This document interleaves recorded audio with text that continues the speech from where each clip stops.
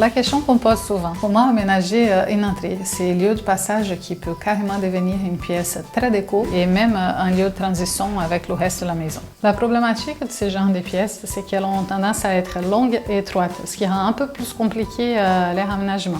L'erreur à ne pas faire, c'est d'essayer d'aménager les deux côtés.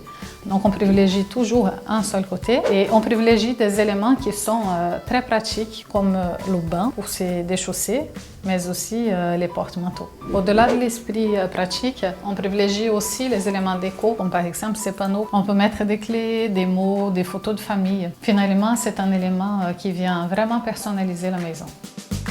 En parlant de personnalisation, on fait aussi un choix de papier peint. Il va apporter une note de couleur et en fait un petit aperçu de ce qu'on va retrouver après dans la maison.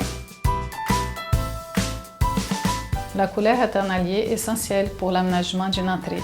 Ici, on a joué sur l'horizontalité de la pièce en créant une bande de couleurs qui va venir jusqu'au papier peint, qui finalement délimite cette pièce.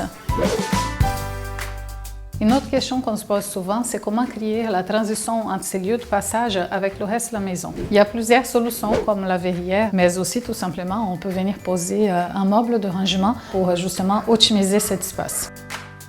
Dernier petit conseil, n'oubliez pas d'accessoiriser cette entrée avec des miroirs, des étagères, des vases, des plantes. Souvenez-vous que l'entrée, c'est la première pièce de la maison, qui doit être accueillante et chaleureuse.